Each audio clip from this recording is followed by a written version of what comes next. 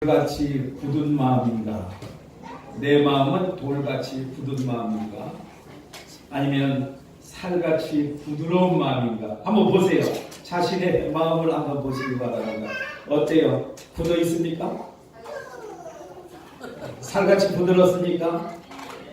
대답이 없으시네요. 이것도 아니고 저것도 아니고 중간 지대입니까? 예, 거울 내려놓으시고요. 그렇습니다. 여러분, 사람의 그 행복이나 불행은 여건이나 환경에 의해서 결정되는 것이 아니라 자신의 마음의 상태에 따라서 결정이 되는 것입니다. 우리가 잘 알고 있는 대로 샬롬은 평안입니다. 우리 마음속의 평안. 평안은 다른 말로 하면 행복입니다. 이것을 히브리어로 표현하면 토부 이렇게 표현하고 헬라어로 표현하면 에이레네 이렇게 표현을 합니다. 이것을 또 다른 말로 표현하면 하나님의 나라입니다. 하나님의 나라가 그 마음에 임해 있는 사람은 마음이 평안하고 행복하고 살같이 부드러운 그런 마음을 가진 사람입니다. 하나님의 나라를 경험하고 누리는 사람은 환경이나 여건에 관계없이 늘 평강을 누리고 그 마음이 굳은 마음이 아니라 살같이 부드러운 마음이 되어서 자신에게뿐만 아니라 다른 사람에게까지도 평안을 나누어 줄 수 있는, 평안을 전염시킬 수 있는, 평안을 임파테이션 할 수 있는 그런 사람이 되는 것입니다. 그래서 그런 사람은 나는 부족함이 없습니다. 나는 행복한 사람입니다. 이렇게 고백을 할 수 있게 되는 것입니다.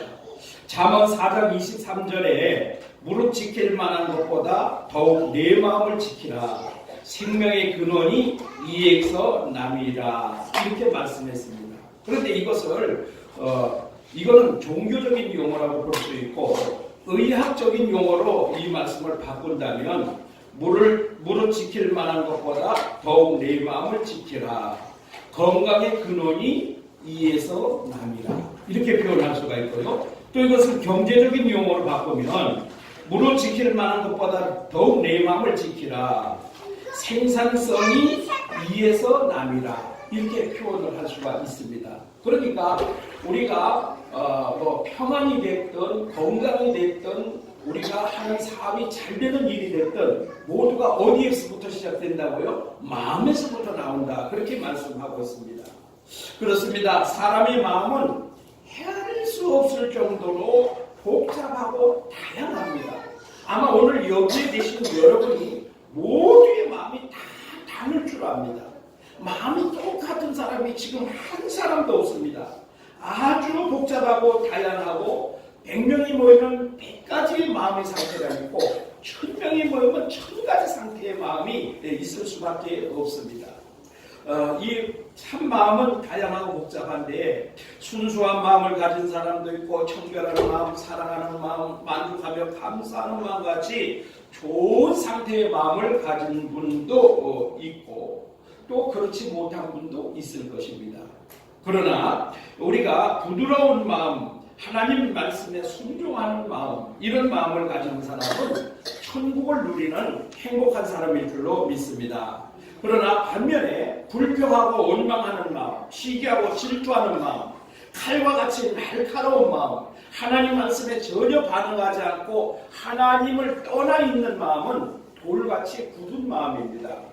이와 같은 사람은 영적으로 죽어있는 상태의 마음인 것입니다. 여러분, 간경화증이라는 거 알죠? 간경화가 무엇입니까? 간이 굳어져 가는 거잖아요. 이 굳어져 가는 것은 죽음을 의미합니다. 마음이 굳어져 있다고 하는 것은 마음이 죽었다는 상태를 말씀하고 있습니다. 여러분, 시체를 만져보신 적이 있습니까? 저는 아주 시체 전문가입니다. 시체를 저는 너무나 많이 만졌어요. 그런데 이 시체를 만지면 살아있는 사람과 다른 특징이 있습니다. 제일 첫 번째는 아주 찬 것을 느낄 수가 있어요. 시체는 찬 것이 시체입니다. 또 시체의 특징은 굳어 있는 것입니다. 굳어 있어. 딱딱하게 굳어져 있죠. 그러나 살아있는 사람은 어때요? 만지면 따뜻하죠.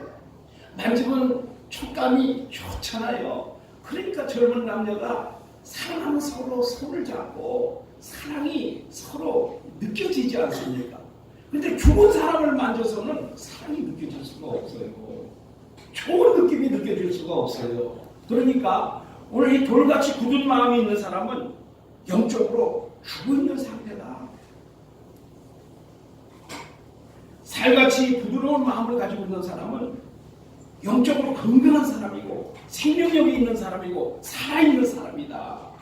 그렇기 때문에 주변의 모든 많은 사람들에게 좋은 영향력을 줄 수가 있죠. 그러면 왜 이같이 돌같이 굳은 마음이 되는가? 여러분 에스겔서 전체가 다 이 돌같이 굳은 마음, 다시 말해서 하나님을 떠나 있는 마음, 영적으로 죽어 있는 상태, 이 상태를 말씀하는 것이 에스겔서의 전체적인 주제입니다. 그래서 에스겔서를 보면은요, 내가 여호와인 줄을 알리라는 말씀이 72번, 72번이나 나타납니다. 왜 하나님이 내가 여호와인 줄 알리라고 자꾸 말씀하셨을까요? 그게 하나님 말씀에 떠나 있기 때문에 하나님께서 책망하시고 하나님께서 심판하시고 하는 그런 모든 일들을 통해서 너희가 내가 하나님인 줄을 알리라, 자꾸 이 말씀을 하고 계시는 거예요. 그러니까 오늘 이 굳어진 마음도 11장 1절부터 시작을 쭉 보면 그들이 하나님의 말씀을 떠나서 자기들이 가지고 있는 군사력, 그리고 예루살렘 성이 자기들을 보호해 줄 것이다, 이렇게 생각하고, 또 하나님을 섬기는 것보다는 우상을 겸하여 섬기는 두 마음을 가지고 있을 때 하나님께서는 그들에게 심판을 말씀하고 있는 겁니다. 그래서 하나님의 말씀에 예민하게 반응하지 않고 하나님을 떠나 있는 사람, 하나님의 말씀에서 떠나 있는 사람들, 그래서 하나님의 말씀을 떠나면 가만히 중간지대에 있는 것이 아니라 어디로 가는가 하면 우상으로 넘어갑니다. 그러니까 우리가 신앙의 중간지대는 없어요. 하나님을 섬기든지 우상을 섬기든지 둘 중에 하나입니다. 근데 어떤 사람은 그런 말씀을 하세요. 나는 무교입니다. 나는 무신론자입니다. 그 사람도 우상을 섬기는 사람입니다. 절대로 중간지대는 없다는 사실을 우리가 알아야 됩니다. 그래서 이 마음이 굳은 사람은 왜 그렇게 되는가 하면은 하나님을 떠나 있기 때문에, 하나님의 말씀에 반응하지 않기 때문에 그렇게 됐다고 말씀을 하고 있습니다. 여러분은 하나님의 말씀에 대해서, 하나님에 대해서 얼마나 관심을 가지고 계신지 모르겠습니다. 내 귀에 들려오는 하나님의 말씀, 오늘 설교를 들을 때 여러분 마음속에, 여러분 귀에 얼마나 이 설교가 쏙쏙 들어오는지 모르겠어요. 하나님의 말씀에 귀를 기울이고 하나님의 말씀에 관심을 가지고 있으면 목마른 사슴이 시냇물을 찾기에 갈급한 같이 내가 하나님의 은혜를 갈급하면 오늘 이 말씀이 내 귀에 쏙쏙 들어와서 내 굳어져 있는 마음을 변화시키고 살같이 부드러운 마음으로 하나님께서 변화시켜 줄 줄로 믿습니다. 내가 읽는 하나님의 말씀인 성경을 읽을 때 여러분 얼마나 그 말씀에 반응하고 계십니까? 하나님 말씀은 꿀과 꿀송이보다 더 달다, 그렇게 말씀했습니다. 그런데 많은 분들이요 하나님의 말씀이 꿀과 꿀송이처럼 단 것이 아니라 하나님의 말씀은 전혀 부작용이 없는 아주 자연적인 순수한 수면제다, 이렇게 하는 분들이 많아요. 그래서 여러분 창세기를 몇백 번 읽은 분들이 있어요. 왜냐하면 성경 일독을 시작했다가 창세기를 건너가지 못하고 창세기를 넘어서지 못하고 그만 포기하고 또 시작하면 창세기 시작하고, 그래서 창세기는 한 몇백 번 읽었지만 그님의 말씀을 한 번도 안 읽은 분들이 아마 많이 있을 줄 압니다. 그 다음에 하나님의 도우심이 간절하게 필요를 느끼지 못해서 기도하지 않는 신앙생활, 이것도 굳은 마음입니다. 하나님이 없어도 얼마든지 잘 살 수 있다고 생각하는 자기 위주, 자기 중심의 신앙생활. 이 모두가 하나님을 떠난 돌같이 굳어진 마음입니다. 여러분 마음은 어떻습니까?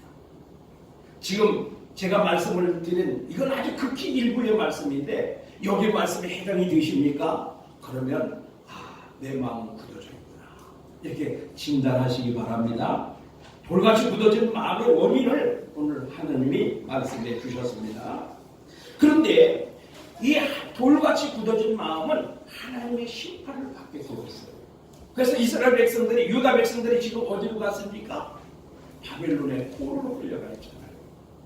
그런데 하나님께서 이 바벨론의 포로로 끌려간 그 백성들 중에도 내가 너희와 함께하겠다. 내가 너희에게 성소가 되어주겠다. 그렇게 말씀을 하고 있습니다. 그런데 이 돌같이 굳어진 마음을 가진 사람들이 하는 말이 있어요. 무슨 말인가 하면요. 바벨론 포로로 끌려갈 때에 한 번에 다 끌려가지 않았습니다. 몇 차례 나눠서 끌려갔거든요. 그런데 지금 에스겔 선지자는 바벨론 포로에 끌려가 있는 상태에 있는 사람입니다. 그런데 하나님께서 그에게 환상을 보여주시는 거예요. 그러면서 지금 아직 바벨론의 포로로 끌려가지 않고 예루살렘 성에 남아있는 사람들이 하는 말이 무슨 말인가 하면은 우리는 하나님이 보호하셔서 이 예루살렘 성에서 우리를 지켜주실 것이다. 그런데 그래서 이 땅은, 예루살렘 땅은 우리의 기업이다. 이렇게 주장을 합니다. 그러면서 그 바벨론의 포로로 끌려가 있는 사람들을 향해서 너희는 여호와에게서 멀리 떠나라. 그렇게 말을 하고 있는 거예요. 지금 사실은 바벨론을 포로로 끌려가 있는 자들보다 지금 예루살렘에 남아있는 자들을 하나님이 지금 책망하고 저주하고 계시는데 오히려 지금 머무는 개가 머무는 개 남으린다고 지금 그렇게 말을 하고 있는 거예요. 그런데 하나님께서 에스겔 선지자에게 딱 이 말씀을 하는 겁니다. 웃기는 소리 하지 마라. 그들이 지금 너희들보다 먼저 바벨론의 포로로 끌려가 있지만 나는 그들에게 잠깐 성소가 되어주리라. 16절 말씀에 내가 잠깐 그들에게 성소가 되리라 이렇게 말씀합니다. 잠깐이라고 하는 것은 포로 생활하는 기간 동안, 포로 기간 동안에 내가 그들에게 성소가 뭡니까? 성전이잖아요. 하나님이 성전이 되어주신다는 거예요. 그러니까 하나님께서 그들을 버리신 것이 아니라 포로 기간 동안에도 그들과 함께 하시고 그들을 구원해 주실 것을 말씀을 하고 있는 것입니다. 이것을 간단하게 말하면 진노 중에도 긍휼을 베푸시는 하나님, 심판 중에도 자비를 베푸시는 사랑의 하나님을 지금 말씀하고 있습니다. 여러분 오늘 우리도 그런 사람들이 많아요. 자기는 지금 하나님을 더 떠나 있으면서도 누가 조금 당하면 아이고 저 사람 하나님을 떠나서 그래, 저 사람 하나님 말씀에 불순종해서 그래, 저 사람 하나님 앞에 죄를 져서 그래, 그러면서 정죄하는 경우가 여러분 얼마나 많습니까? 여러분 보세요. 누가 좀 뭔 일을 당했어요. 그러면 위로하고 격려하고 그러면서 기도해 주려고 생각하지 않고 뭐라고 말합니까? 저 사람 저래서 하나님이 징계하신 거야. 저래서 하나님이 치신 거야. 이렇게 말하는 사람이 바로 오늘 너희는 하나님께서 멀리 떠나라. 이 땅을 하나님께서 우리에게 기업으로 주셨다 하고 말하는 모든 개가 모든 개 나무래는 그런 격이 지금 되고 있다는 거예요. 여러분 오늘 우리 주변에 어려운 일, 힘든 일을 당하는 분이 있습니까? 그렇다면 우리는 그런 분들을 위해서 사랑의 마음으로 진노 중에서도 긍휼을 베푸시고 심판장 중에서도 자비를 베푸시는 사랑의 하나님께서 그에게 은혜를 베풀어 주시도록 이렇게 기도하는 마음이 굳은 마음이 아니라 살같이 부드러운 마음인 줄로 믿습니다. 여러분 오늘 우리가 중요한 것이 무엇입니까? 내가 하나님 말씀에 얼마나 민감하게 깨닫고 순종하는가에 있습니다. 하나님의 말씀은 회복하는 자에게는 어떤 상황이 있더라도 우리 하나님께서 회복시켜 주신다는 사실입니다. 여러분 어려움 당하고 힘든 일 당하시더라도 낙심하지 마시고 우리 하나님은 진노 중에도 긍휼을 베푸시는 하나님이시다. 심판 중에도 자비를 베푸시는 하나님이다. 바벨론 포로에 끌려가 있는 자들에게도 내가 포로 기간 동안 너희의 성소가 되어줄게. 이 하나님이 그렇게 말씀하고 있지 않습니까? 그러니까 오늘 우리는 잠시도 우리 하나님이 우리를 떠나지 않고 계신다. 문제는 무엇입니까? 내가 하나님을 떠나서 문제예요. 하나님은 잠시도 우리를 떠나지 않는데 우리가 하나님을 떠나서 문제가 된다. 그러니까 우리는 하나님의 은혜를 사모하고 하나님께로 돌아오기만 하면 우리 하나님께서 회복시켜 주시는 좋으신 하나님을 믿으시기를 부탁을 드립니다. 그 다음에 하나님께서 이제 바벨론 포로에 가 있는 자들을 하나님께서 완전히 회복시켜 줄 것을 말씀을 하고 있는데 그것이 무엇이냐면 살같이 부드러운 마음을 주시겠다는 거예요. 살같이 부드러운 마음. 돌같이 굳은 마음으로 하나님의 말씀을 떠나서 우상과 하나님을 겸하여 섬겨서 바벨론의 포로로 끌려갔던 하나님의 백성들을 하나님께서 다시 회복시켜 주실 것을 말씀을 하고 있습니다. 그래서 이 말씀은 당시 유다 백성들의 회복을 말씀하고 있는데 이 유다 백성들이 바벨론 포로에서 돌아오는 것은 육체적인 회복입니다. 이사야서도 마찬가지입니다. 이사야서도 포로에서 돌아올 것을 말씀했는데 그 당시에는 실제 돌아오는 것 그것을 말씀하고 있습니다. 그런데 여러분 오늘은 그 말씀이 오늘 우리에게는 영적인 회복, 내적인 회복을 말씀하고 있는 겁니다. 우리가 물론 육체적인 회복도 중요하지요. 우리가 살아가는데 육체적으로 필요한 것, 육체적으로 고통에서 벗어나는 것 이런 것들 모두가 사실은 꼭 필요한 것이 틀림없죠. 반드시 있어야 될 부분입니다. 그런데 그거보다 더 중요한 것은 무엇이냐면은 내적인 회복입니다. 마음의 회복, 특히 영적인 회복이 가장 중요한 것입니다. 그런데 진정한 회복은 무엇을 말씀하고 있는가 하면 그들 중에 미운 물건과 가증한 것을 제거하여 버려라. 그렇게 말씀합니다. 미운 물건 가져간 것은 우상숭배를 이야기하는 거예요. 근데 아니 우리 우상숭배 안 했어요. 내가 절에 가서 뭐 절하지도 않고 제사 지내지도 않고 뭐 점을 치지도 않고 뭐 굿하지도 않고 안 했어요. 이렇게 생각하기 쉽습니다. 그런데 하나님이 말씀하시는 우상숭배는 무엇인가 하면은 하나님만 전적으로 의지 않고 다른 것을 의지하는 이것을 우상숭배라고 말씀하고 있어요. 그래서 여러분 우리는 어디 우상에 절하지 않았기 때문에 우상숭배 안 했다고 막 강력하게 주장하고 있지만 하나님은 네 마음속에 우상이 있다 이렇게 말씀하는 거예요. 그래서 가증한 것, 미운 물건 이것을 제거해 버려라. 여러분 오늘 우리가 하나님만 섬기지 않고 내가 하나님보다 더 의지했던 거 그거를 빨리 없애버려야 돼요. 그것을 가지고 있으면 돌같이 굳은 마음이 되는 거예요. 그래서 하나님이 오늘 우리에게 때로는 어려움을 주실 때 왜 어려움을 주시는가를 잘 하나님 앞에 물어볼 필요가 있어요. 나 자신도 모르게 하나님만 섬기지 않고 다른 것을 섬기는 그런 경우가 얼마든지 있을 수 있습니다. 때로는 뭐 주의 종들도 그런 일들이 뭐 다반사지요. 사람은 다 그래요. 누구나 다 그래요. 주의 종들도 하나님만 의지하지 않고 무슨 방법을 의지하든지 자기에게 도움을 주는 사람을 의지하든지 뭐 어디 후원자를 의지하든지 이러는 경우가 많이 있어요. 그러면 하나님께서 그게 우상이라고 말씀하시는 거예요. 그러니까 오늘 우리가 미운 물건 가증한 것 이것을 하나님 앞에 묻고 또 묻고 그래서 성령께서 깨닫게 하시는 대로 빨리 그것을 내려놔야 됩니다. 빨리 그것을 제거해 버려야 돼요. 그래서 하나님께서 이제 우상 숭배를 버리고 하나님 중심으로 사는 것을 말씀을 하고 있는데 그런데 하나님께서 우상 숭배에서 떠나 하나님 중심으로 살 수 있도록 하나님께서 두 가지를 주셨습니다. 두 가지. 뭘 주셨냐면 첫 번째는 한 마음을 주신다 그랬습니다. 한 마음. 한 마음이 뭐냐면요. 지금 마음이 둘로 나뉘어져 있어요. 마음이 둘로 나뉘어져 있어요. 어디로? 우상에게로 나누죠. 하나님에게로 나누죠. 그러니까 전적으로 우상만 섬기는 건 아니거든요. 하나님을 섬기면서도 우상을 겸하여 섬기는 거예요. 그러니까 이것이 두 마음으로 나눠져 있는 겁니다. 그러나 이제 우상은 떼어버리고 완전히 제하여버리고 하나님만 섬기는 두 마음이 됐던 것을 하나가 되게 하는 이 한 마음을 주시겠다고 말씀하고 있습니다. 그 다음에 두 번째로는 새 영을 주신다고 했어요. 새 영이라고 하는 것은 성령을 말씀합니다. 성령. 그래서 하나님께서 성령을 주셔서 그 마음을 새롭게 바꿔주시겠다.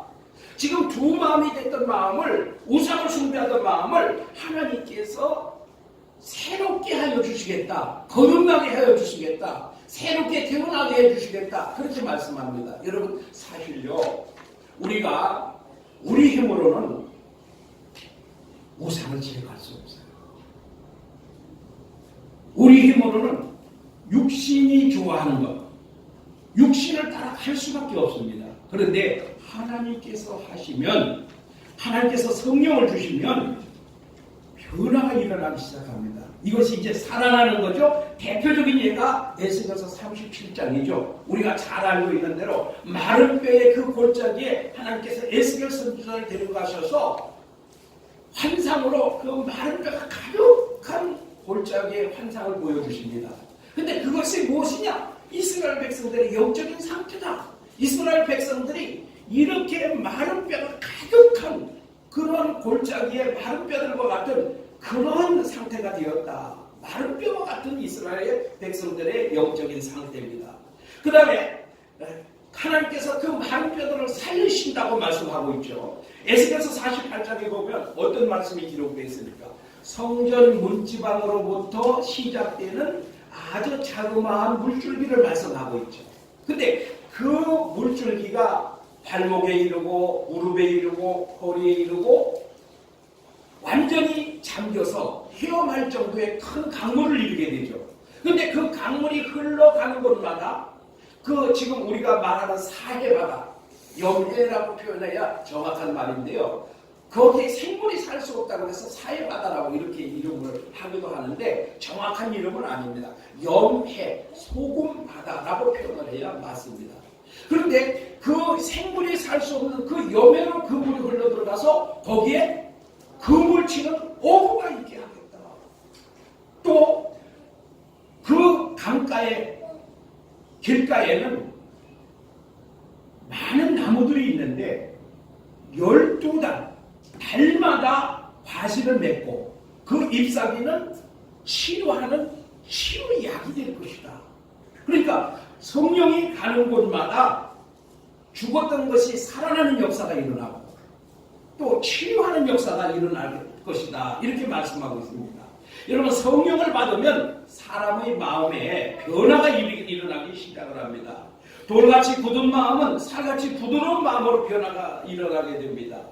성령의 은혜를 받고 굳은 마음이 부드러운 마음으로 변화되면 산천도 초목도 새 것이 되고 죄인도 원수도 친구로 변하는 역사가 일어나게 됩니다. 여러분은 지금 굳은 마음입니까? 부드러운 마음입니까? 여러분의 남편이 원수입니까? 사랑스러운 사람입니까? 여러분의 아내는 어떻습니까? 여러분 옆에 있는 형제 자매는 어떻습니까? 주님의 몸된 교회의 지체들은 어떻습니까? 여러분의 부모님은 혹시 귀찮은 존재로 여겨지고 있지 않습니까? 살같이 부드러운 마음이 되니까 상대에 대한 생각이 완전히 바뀌게 되는 경우가 많습니다. 곧 원수가 사랑으로 바뀌니까 그 사람이 사는 것이 아니라 곧 내가 살아나는 역사가 일어납니다. 여러분, 오늘 우리가 살같이 부드러운 마음이 돼서 다른 사람을 사랑할 수 있는 것을 되는 것은 다른 사람을 위한 것이 아니라 내가 살기 위해서 그와 같은 역사가 일어나야 됩니다. 여러분, 지난주에 어느 집사님이 저에게 동영상을 좀 보내주셨어요. 제가 그 동영상을 보고 은혜를 많이 받았어요. 그런데 오늘 이 말씀과 깊은 관련이 있다 싶어서 제가 2번을 더 봤습니다. 그런데 거기에 보니까 어느 부부가 이제 상담을 하러 왔어요. 근데 왜 상담을 하러 왔냐면은 이제 이혼을 하려고 상담을 하러 왔습니다. 근데 그 부부가 서로 약속을 했어요. 우리 막내 결혼시키면 이혼하자. 그래서 이제 막내 결혼을 시켰습니다. 그러니까 이제 막내 결혼시켰으니까 우리 이혼하자 그랬는데, 그래서 이혼을 하려고 하는데 그 자녀들이 억지로 상담사에게 보낸 겁니다. 가서 상담 받아보라고. 억지로 갔으니까 마음을 안 열었죠. 그래서 물어봤습니다. 왜 이혼하려고 합니까? 그러니까 부인이 먼저 말을 합니다. 아내가 나는 이 사람에게 평생 한 번도 인정을 받아본 적이 없습니다. 이렇게 불만을 가지고 있었어요. 또 남편에게 물어보니까 나는 이 집안에서 한 번도 대우를 받아본 적이 없습니다. 남편 대우를 받아본 적이 없는데 내가 어떻게 이렇게 살겠습니까? 그래서 이혼합니다. 그렇게 주장을 하는 거예요. 그래서 이 상담사가 그러면 다음 주에 올 때는 서로의 장점을 좀 적어줘 오시고, 그 다음에 서로에게 바라는 것을 좀 적어줘 오십시오. 이렇게 해서 숙제를 내주고 일주일 후에 만났습니다. 그런데 이 두 부부가 서로에게 바라는 것은 수십 가지를 적어가지고 왔는데 서로의 장점은 한 가지도 안 적어가지고 온 거예요.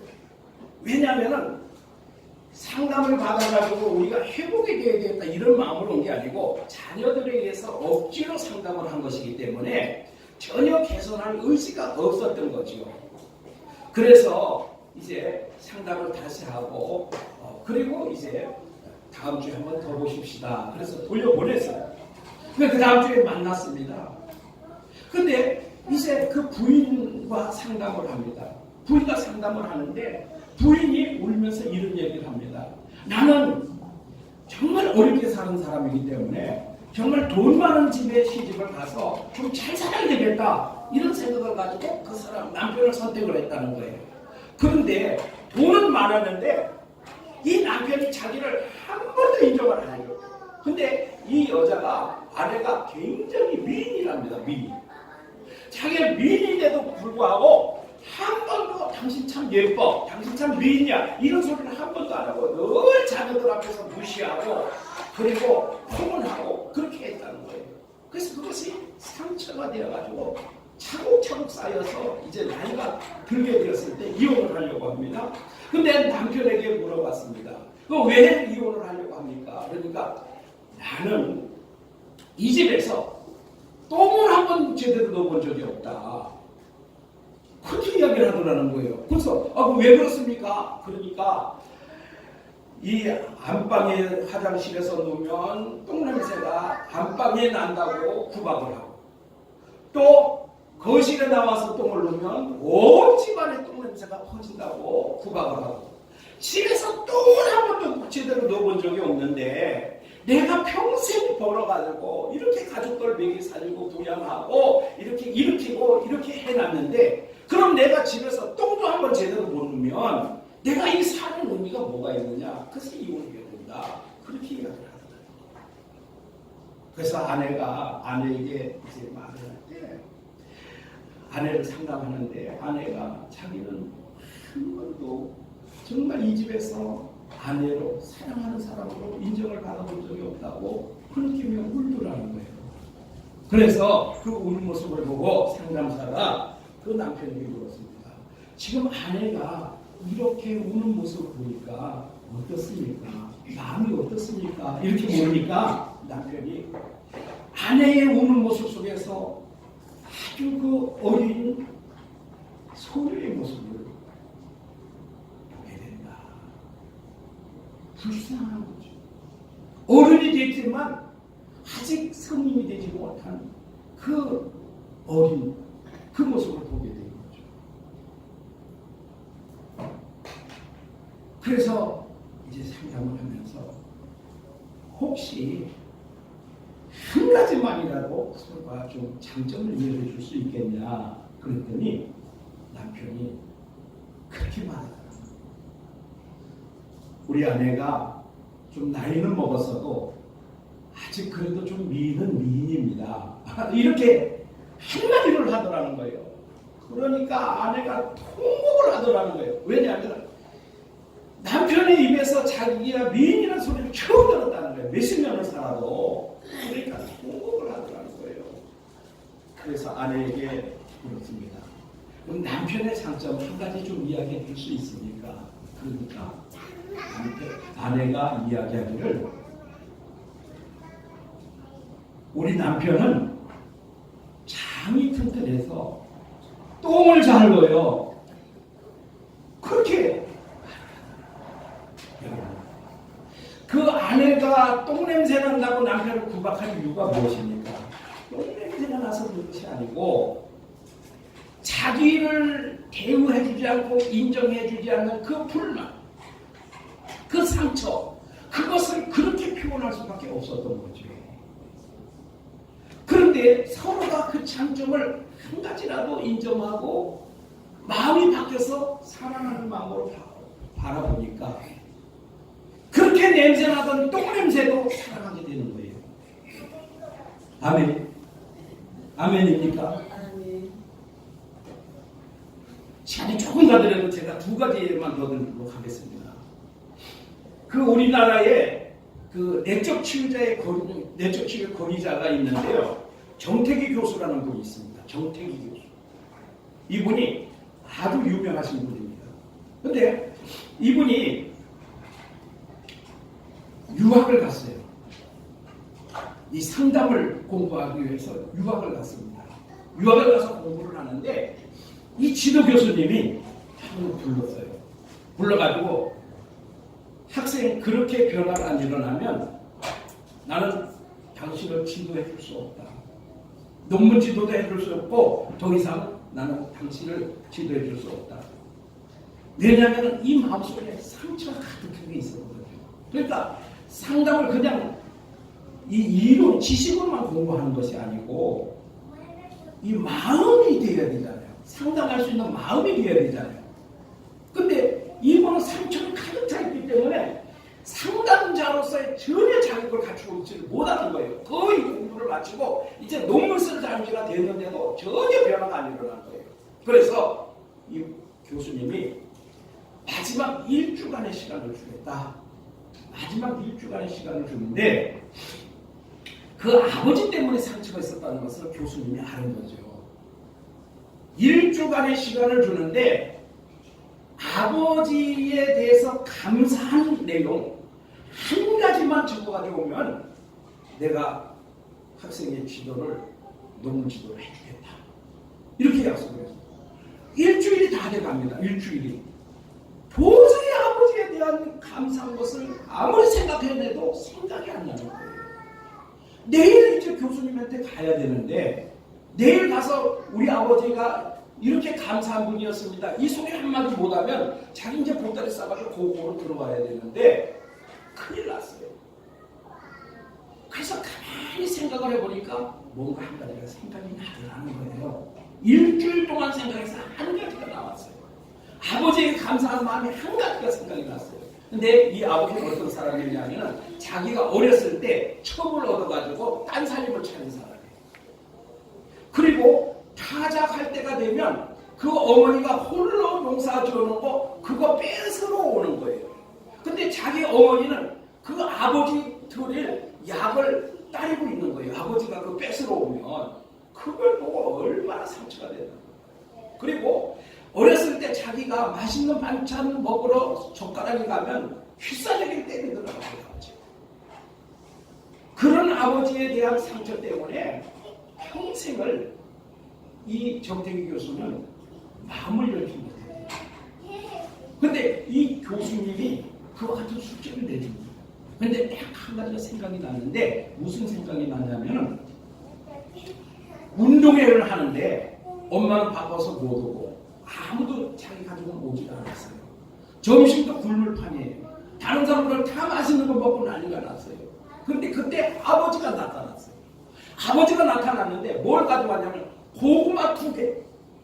고구마 2개를 삶은 걸 가지고 와서 다정하게 말하는 것도 아니고 야 이거 먹어! 하고 던져놓고 가버리더라는 거예요. 근데 답변을 하려고 찾으니까 이거밖에는 더 이상 찾을 게 없더라는 거죠. 그래서 교수님에게 내가 운동회 할 때 굶어야 될 지경이었는데 그래도 아버지가 와서 무뚝뚝하긴 하지만 고구마 2개 삶은 거 그거 던져주면서 이거 먹어 하고 가더라. 그걸 이야기했더니 교수님이 그래, 내가 당신 요만치게 그러면서 이 정직이 교수의 그 마음속에 있었던 것이 풀어지기 시작합니다. 간단하게 한 가지만 더 말씀을 드릴게요. 어느 교회의 사모님이 아주 어렵게 목회를 하고 있었습니다. 그런데 이 목회만 해도 피곤했고 힘들고 지쳐 죽겠는데 시어머니가 시집살을 너무너무 시키는 거예요. 그래서 내가 이 목회만 접으면 목회만 끝나면 이혼하고 절대로 이 집 식구하고는 상종을 안 하겠다 이렇게 생각을 했어요. 근데 어느 날 상담을 할 수 있는 기회가 있었어요. 그래서 내가 이렇게 힘이 들고 이렇게 해서 목회도 빨리 접었으면 좋겠고 그래서 빨리 이 집 식구들과 완전히 좀 헤어졌으면 좋겠다 이런 상담을 했대요. 그랬더니 그 상담사가 그 시어머니에게 고맙게 느껴진 적이 없느냐? 없습니다. 아니 그래도 한번 생각해 보시라. 없습니다. 일주일 시간 드릴 테니까 한번 생각해 보시고 한 가지만이라도 좀 말을 한번 해보라. 그랬더니 이분이 한 가지 생각이 났어요. 무슨 생각이 났냐면요. 첫 번째 애를 낳는데 애를 낳으면 무슨 국을 끓여줘요? 미역국 끓여주잖아요. 그런데 이 시어머니는요 라면을 끓여줬대요. 왜냐하면 미역국을 끓일 형편이 안 됐던 거예요. 그렇게 가난했던 거예요. 첫 애를 낳는데 시어머니가 그래도 라면을 끓여가지고 왔는데 그게 참 그렇게 고맙더라는 거예요. 그래서 그걸 한 가지 얘기했어요. 그랬더니 이 사모님 마음속에 변화가 일어났어요. 아, 우리 시어머니가 그래도 그렇게 어려운 상황에서 나에게 미역국은 못 끓여줬지만 라면을 끓여줬구나. 그 생각을 하니까 변화가 일어나기 시작하는 거예요. 그러니까 그 시어머니가 고마운 사람이 되는 거예요. 여러분, 우리 주변에 있는 분들, 여러분 남편, 아내, 시어머니, 우리 가족들 다 나에게 못해준 것만 생각납니까? 다 서운한 것만 생각이 납니까? 여러분, 분명히 잘해준 것이 있어요. 분명히 고마운 부분이 있습니다. 우리나라 말에 이런 말이 있죠. 99가지 잘해줘도 한 가지 잘못하면 모두가 다 잘못된 것이 됩니다. 여러분 그래요. 고맙고 감사한 것은 우리가 금방 잊어버리는데요. 서운한 것은 아주 칼같이 생각이 떠오르는 거예요. 그것이 다 덮어버리는 거예요. 그러나 우리는 서운한 것 잘못된 것 그 한 가지를 기억하기보다 우리에게 감사했던 것 그 한 가지를 먼저 기억하면 내 마음이 살같이 부드러운 마음으로 변화가 일어나는 거예요. 여러분, 무엇이 우리를 불행하게 만들고 있습니까? 하나님의 은혜를 떠나서 은혜를 받지 못한 굳은 마음이 우리를 불행하게 만들고 있는 것입니다. 하나님의 은혜를 받으면 살처럼 부드러운 마음이 되어서 다른 사람을 이해하고 사랑하게 되며 내 자신이 행복한 사람이 되는 것입니다. 여러분, 우리의 행복의 조건은 다른 사람에게 있는 것이 아닙니다. 바로 나의 부드러운 마음에 있는 것입니다. 하나님의 말씀으로 굳은 마음을 제거하고 살같이 부드러운 마음을 달라고 기도하며 행복한 성도가 되도록 우리 스스로가 노력을 해야 됩니다. 죄로 굳어진 마음을 하나님의 은혜로 살같이 부드러운 마음으로 변화시켜서 하나님의 나라를 누리고 하나님의 나라를 전파하게 하는 것, 행복을 누리고 행복을 나누는 사람들로 세우는 것, 이것이 바로 행복 아카데미입니다. 여러분, 오늘 우리가 내 마음이 지금 불같이 굳은 마음, 누구에게 서운한 마음, 누구에게 불평하는 마음, 이런 것을 가지고 있다면 하나님의 은혜가 임하여서 하나님 나의 살같이 부드러운 마음으로 변화시켜 주옵소서. 그렇게 되면 나는 천국을 누리게 되고 행복한 사람이 될 줄로 믿습니다. 오늘 우리 한번 통성으로 결단하는 기도를 하도록 하겠습니다. 하나님, 내가 하나님의 은혜를 떠나서 굳은 마음이 되어 있다면 하나님, 오늘 하나님의 은혜를 받아서 내가 정말 살같이 부드러운 마음이 돼서 다른 사람을 이해하고 다른 사람을 사랑하게 될 때 나는 행복을 누리게 되고 그 행복을 나눠주는 사람이 될 줄로 믿습니다. 하나님 오늘 나에게 굳은 마음을 제하여 주시고 살같이 부드러운 마음을 주옵소서. 우리 주님을 한번 크게 부르고 통성으로 기도하도록 하겠습니다. 주여 하나님 우리 아버지 오늘 혹시 내가 불행하다고 생각하고 있지 않습니까? 하나님 나는 참으로 다른 사람에게 상처받았다고 생각하고 있지 않습니까? 하나님 그런 마음은 바로 오늘같이 부드러운 마음인 줄로 믿습니다. 하나님 그런 마음이 우리